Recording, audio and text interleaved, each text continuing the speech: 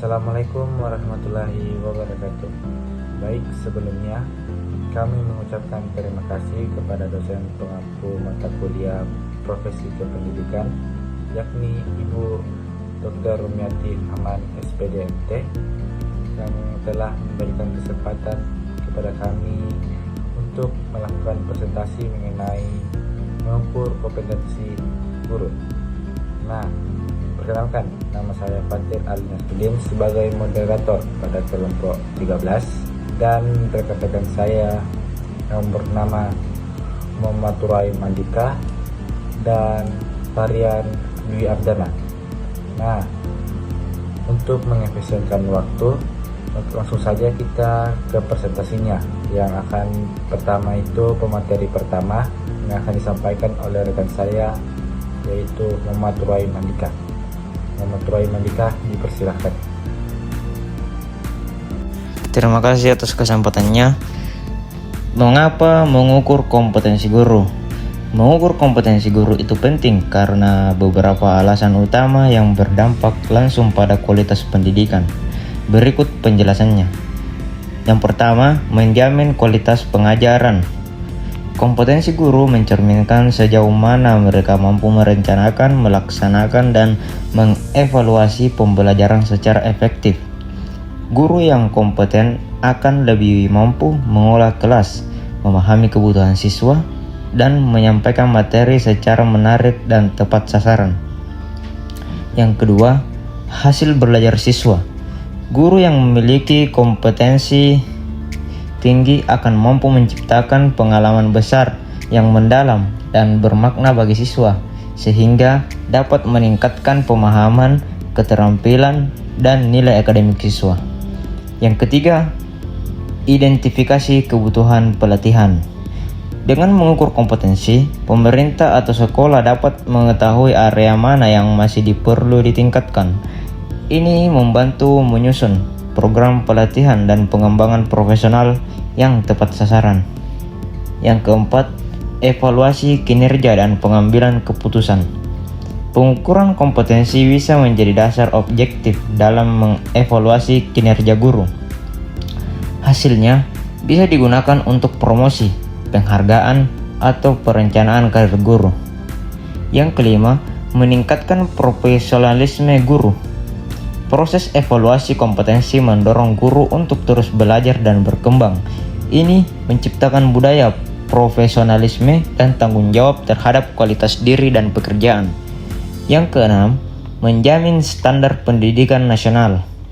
Dengan adanya standar kompetensi, maka mutu pendidikan bisa dijaga agar tetap merata di berbagai daerah, tidak hanya keputusan di wilayah tertentu.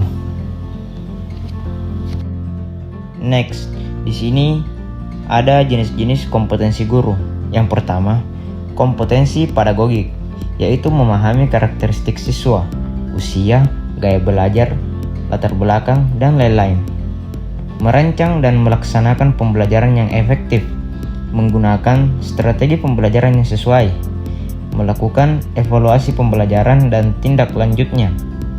Dan yang kedua, kompetensi profesional, yaitu menguasai materi pembelajaran sesuai dengan bidangnya, mengaitkan materi pembelajaran dengan konteks kehidupan nyata, mengembangkan materi pelajaran secara kreatif dan inovatif, mengikuti perkembangan ilmu pengetahuan, teknologi, dan seni. Dan yang terakhir, kompetensi sosial, berkomunikasi dengan siswa, sesama guru, dan orang tua siswa secara santun dan efektif. Berpartisipasi aktif dalam kegiatan sosial di sekolah. Menunjukkan sikap inklusif dan tidak diskriminatif.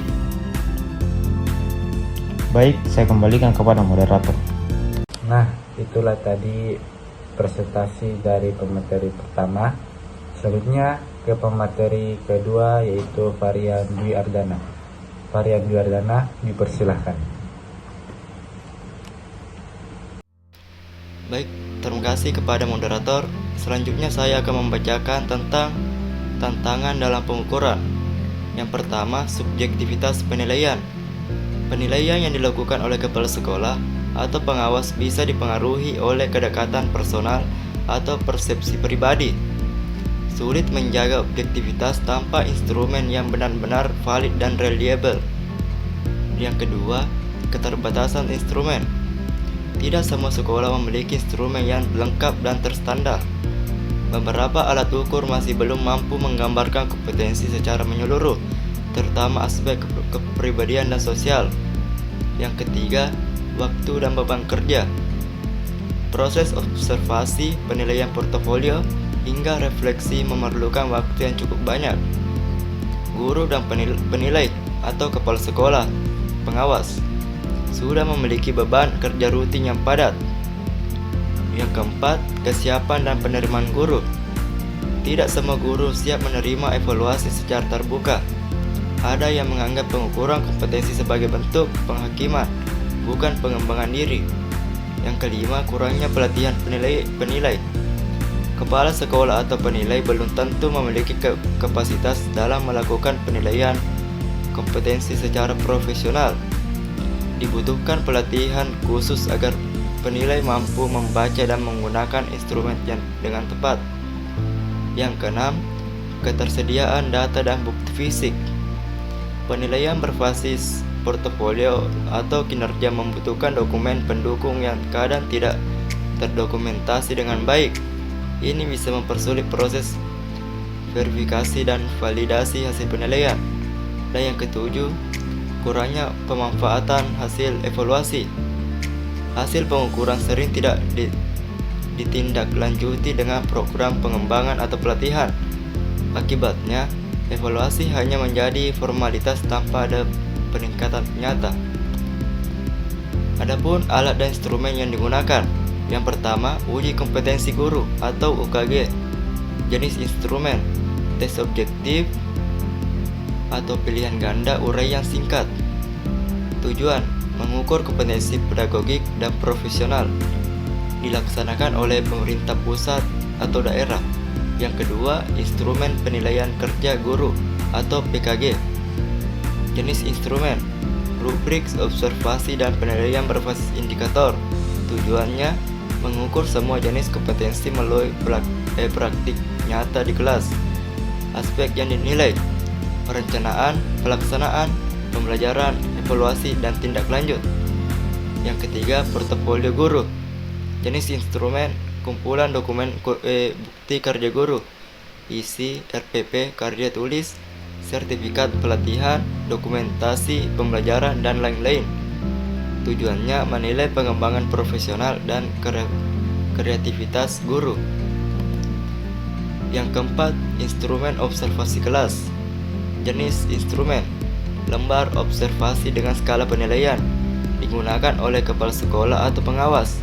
Tujuannya menilai kemampuan guru saat mengajar atau interaksi, metode, penggunaan media, manajemen kelas. Yang kelima, angket atau kuesioner 360 derajat. Jenis instrumen, survei yang diberikan kepada siswa, rekan guru, orang tua, atau kepala sekolah. Tujuannya mengukur kompetensi sosial dan kepribadian dari berbagai perspektif. Dan yang keenam, instrumen refleksi diri. Jenis instrumen, formulir isian reflektif yang diisi guru. Tujuannya menilai kesadaran guru terhadap kekuatan, kelemahan, dan rencana perbaikan dirinya sendiri. Demikian yang dapat saya sampaikan. Saya kembalikan kepada moderator. Nah, itulah tadi pemateri kedua, yaitu varian Dwi Ardana. Selanjutnya pemateri ketiga, yaitu saya sendiri. Nah, saya akan membaca yaitu manfaat dari pengukuran kompetensi. Manfaat dari pengukuran kompetensi terbagi atas 6. Yang pertama itu peningkatan kualitas guru, yaitu yang pertama membantu guru mengenali kekuatan dan kelemahan mereka. Kedua, menjadi dasar dalam merancang pelatihan atau mengembangkan profesional secara berkelanjutan. Yang kedua, perbaikan proses pembelajaran. Ini poinnya itu, yang pertama, guru yang kompeten dapat merancang dan melaksanakan pembelajaran yang lebih efektif dan menyenangkan. Poin kedua, hasil belajar siswa pun meningkat karena pembelajaran menjadi lebih terendah. Nah, yang ketiga itu penilaian kinerja yang objektif. yaitu menjadi acuan dalam menilai kinerja guru secara profesional dan digunakan untuk promosi jabatan, pemberian penghargaan atau rotasi guru.